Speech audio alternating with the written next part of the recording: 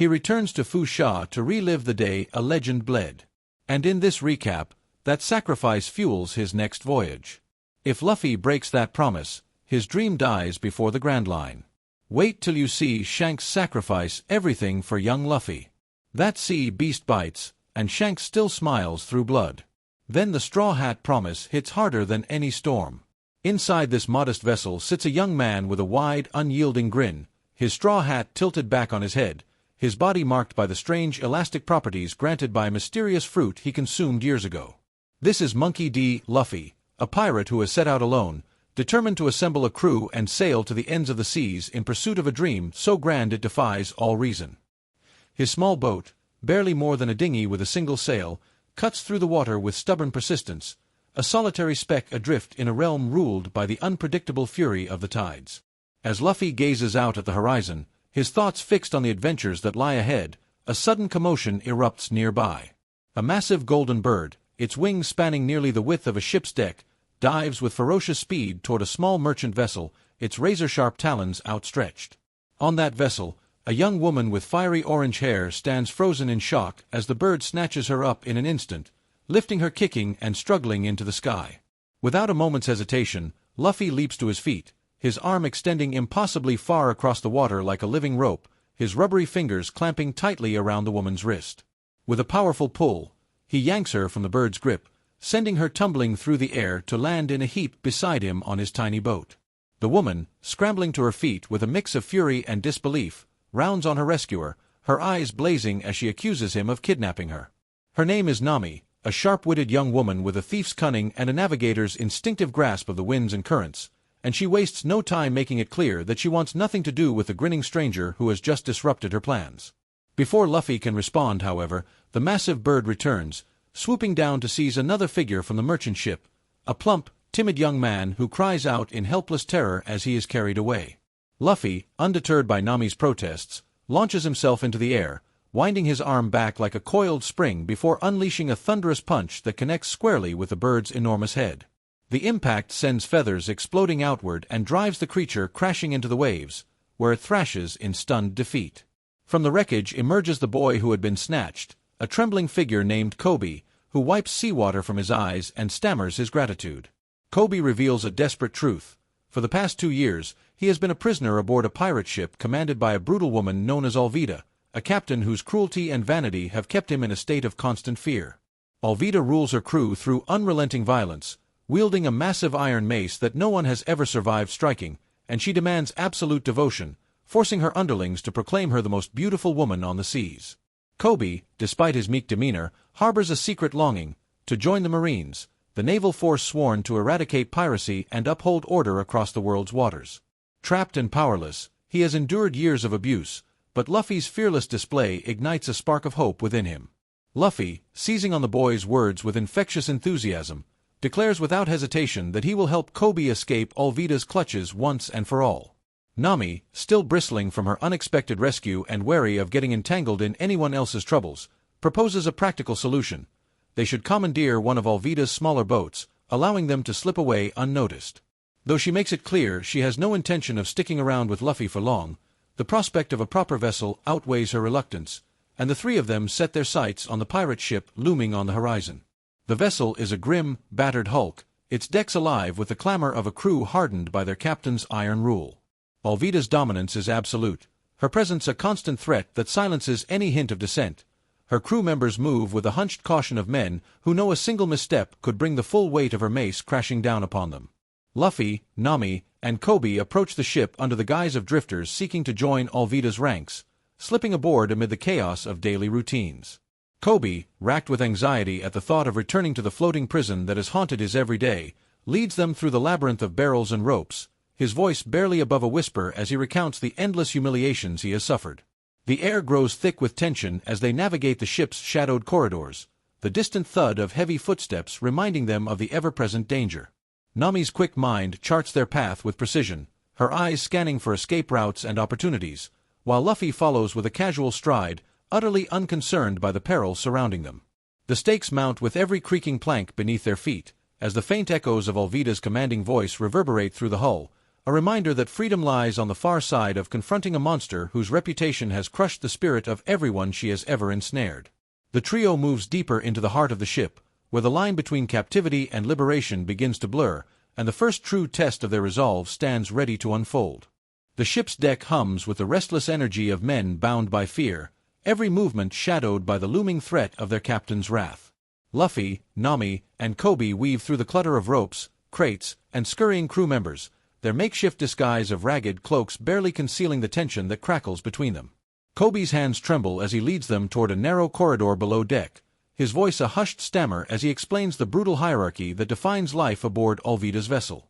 Every scrap of food, every moment of respite, is rationed under the captain's watchful eye, and those who falter in their flattery or fail to meet her demands face the merciless swing of her iron mace.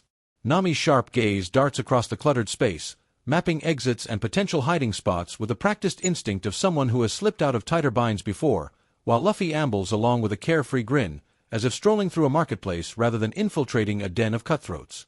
The air grows heavier as they near the ship's storage hold, where Koby knows his duties have kept him chained in servitude, fetching supplies and enduring endless abuse. Suddenly, a commotion erupts from the upper deck, and the trio freezes as the heavy tread of boots echoes through the hull. Alvida's voice, harsh and commanding, slices through the clamor like a blade, demanding that Koby present himself immediately. The boy's face drains of color, his body shaking with the ingrained terror of a prisoner who knows disobedience means oblivion. With no other choice, they ascend to the main deck, where Alvida stands like a storm made flesh, a towering woman clad in a fur-lined coat, her face smeared with layers of makeup, a massive iron mace resting casually on her shoulder. Her crew clusters around her in a semicircle, their eyes averted in habitual submission. Spotting Koby, she fixes him with a predatory glare and demands that he affirm her supremacy, bellowing the question that has become a ritual of intimidation. "Tell me, Koby, who is the most beautiful woman in all the seas?" The crew watches in frozen silence, knowing the only acceptable response is unwavering praise for their captain, regardless of truth or reason. Koby opens his mouth to deliver the expected lie, but before the words can escape, Luffy strides forward, shoving past the stunned onlookers and planting himself squarely before the pirate captain. With a voice brimming with unflinching certainty, he declares that there is only one beautiful woman aboard this ship, and it is not her. The deck erupts in a collective gasp, the crew exchanging wide-eyed glances, unable to comprehend the audacity of a stranger who has just spat in the face of their unbreakable tyrant. Alvida's eyes narrow to slits, her lips curling in a snarl of disbelief and fury as she demands to know who this insolent fool dares to be. Luffy, utterly unperturbed, announces himself as the man who will become the king of the pirates, and in the same breath, he frees Koby from her grasp, claiming the boy as his own. The crew recoils as Alvida's rage ignites. With a roar that shakes the timbers, she hurls her enormous mace in a crushing arc, splintering the ship's central mast into a shower of jagged fragments. Yet Luffy does not flinch. His body stretches and contorts like living rubber, bending impossibly around the whistling iron ball and snapping back with mocking ease. Again and again, Alvida swings with earth-shattering force, smashing barrels to splinters, shattering railings, sending crewmen diving for cover, but every blow meets only empty air as Luffy bounces and weaves, laughing through the chaos. The pirates stare, transfixed, as their invincible captain, the woman who has never known defeat, flails helplessly against an opponent she cannot strike. Whispers ripple through the ranks, seeds of doubt taking root in the hearts of men who have never seen their leader so thoroughly denied. Alvida's fury builds to a fever pitch, her attacks growing wilder, more desperate, as the full weight of her impotence becomes undeniable. The crew's fear begins to fracture, their blind obedience eroded by the sight of a power they have never questioned being rendered utterly impotent. Luffy, tiring of the one-sided dance, plants his feet firmly and winds his right arm back, rubber muscles coiling with explosive potential. With a shout that reverberates across the waves, he unleashes the gum-gum pistol, a single elongated punch that rockets forward with the force of a cannon shot. The blow connects squarely with Alvida's jaw, hurling her massive frame through the air like a rag doll flung from a catapult. She smashes through the ship's railing and plummets into the distant sea, leaving a trail of shattered wood and stunned silence in her wake.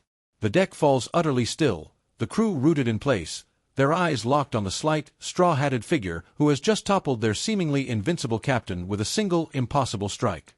Koby stands amid the wreckage, chest heaving, his lifelong tormentor banished in an instant, the weight of 2 years' captivity crashing against the fragile shores of his newfound courage. The pirates, leaderless and demoralized, stare at Luffy not with the terror they reserve for Alvida, but with the dawning realization that they have witnessed the rise of a force far beyond their understanding. The ship, once a floating prison ruled by unrelenting brutality, now teeters on the edge of a profound and irrevocable change, its crew caught between the remnants of their shattered loyalty and the undeniable presence of a new, unbreakable will.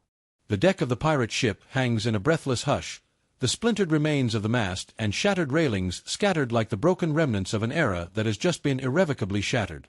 Alvida's crew stands paralyzed, their eyes fixed on the spot where their captain vanished beneath the churning waves, the absence of her tyrannical presence leaving a void that echoes louder than any of her furious commands ever could. Luffy, his straw hat slightly askew but his grin as wide and unshakable as ever, turns casually to the stunned assembly, as if toppling a notorious pirate with a single punch were nothing more than swatting a bothersome fly. For Kobe, however, the moment is seismic. The boy who spent 2 years cowering in the shadows, enduring beatings and endless servitude, steps forward on trembling legs, his voice cracking but resolute as he addresses the crew that has tormented him for so long. With the weight of his long-suppressed dreams fueling every word, he declares that their reign of fear is over. Alvida has been defeated, and without her iron mace to enforce their obedience, they have no power to hold him, or anyone else, prisoner any longer. He demands that they surrender the ship's smaller boats and supplies, allowing him to leave and pursue his lifelong ambition of joining the Marines, the sworn enemies of piracy itself. The crew members, stripped of the brutal certainty that defined their existence, waver in the face of this transformation. Whispers spread like ripples across still water. Their captain, the unstoppable force who crushed all opposition, has been hurled into the sea by a lone, laughing stranger. Loyalty forged in terror proves brittle without its source, and one by one, the pirates lower their weapons, their defiance crumbling into bewildered acceptance. Without a leader to rally behind, and with the memory of Luffy's effortless dominance burned into their minds, they comply, hauling out a sturdy, well-provisioned boat and loading it with barrels of food, fresh water, and navigational tools. Kobe, for the first time in years, stands tall, his eyes shining with a clarity unclouded by fear, as he prepares to claim the freedom that has always eluded him. Nami, ever the pragmatist, moves swiftly to secure their own gains, claiming maps, charts, and a small fortune in treasure from a ship's stores, her nimble fingers working with the practiced speed of someone who has long survived by taking what she needs and vanishing before consequences can catch up. As the smaller boat is launched into the open sea, Kobe turns to Luffy, his voice thick with emotion. He thanks the rubbery pirate not just for freeing him from Alvida's clutches, but for showing him what it means to stand unflinchingly against an overwhelming foe. In Luffy's reckless, unbreakable spirit, Kobe finds the courage to pursue his own path, vowing to become a Marine officer worthy of the faith placed in him. Luffy responds with characteristic simplicity, slapping Kobe on the back and telling him to chase his dream without hesitation, for the only true failure is never trying at all. With a final heartfelt farewell, Kobe rows away toward a horizon defined by his own choices, leaving Luffy and Nami aboard the stolen pirate vessel, its sails catching the wind under a sky unmarred by the shadow of defeat. Nami, though still sharp-tongued and skeptical of her new companion's haphazard approach to life, finds herself unable to deny the results of his audacity. A real ship, stocked with supplies and free from the immediate threat of pursuit, represents a tangible step toward her own carefully guarded ambitions she keeps tightly locked behind a mask of self-serving pragmatism. Reluctantly, she agrees to continue traveling with Luffy, serving as his navigator in exchange for a share of whatever opportunities the open sea might bring. Luffy accepts her terms with the same easy confidence that carried him through the battle, undeterred by her barbed words or evident reluctance. As the ship cuts through the waves, leaving the battered husk of Alvida's flagship behind, the fragile beginnings of a partnership take shape, a pirate driven by an insatiable hunger for freedom and adventure, and a cunning navigator whose skills mask a deeper, more personal purpose. The ocean stretches out before them, vast and untamed, its surface concealing countless islands, hidden currents, and the promise of challenges far greater than a single defeated captain. For Luffy, this victory is merely the first note in a symphony of triumphs yet to come, a foundation upon which to build a crew capable of claiming the ultimate prize hidden at the world's farthest reaches. The wind fills their sails, carrying them away from the wreckage of captivity and into the boundless expanse where dreams collide with the unrelenting reality of the seas. With every league they sail, the seeds of loyalty, courage, and unbreakable will take deeper root, forging the first links in a chain that will one day bind together a band of outcasts, misfits, and visionaries. The horizon beckons with the allure of the unknown, where greater foes and fiercer allies await, and where the true measure of their resolve will be tested against the endless tides. For now, with a ship beneath their feet and the open water ahead, Luffy and Nami sail onward, two solitary figures bound by circumstance and propelled by the magnetic pull of destinies yet to be claimed, ready to confront whatever storms, treasures, or adversaries the vast and merciless ocean chooses to unleash upon them.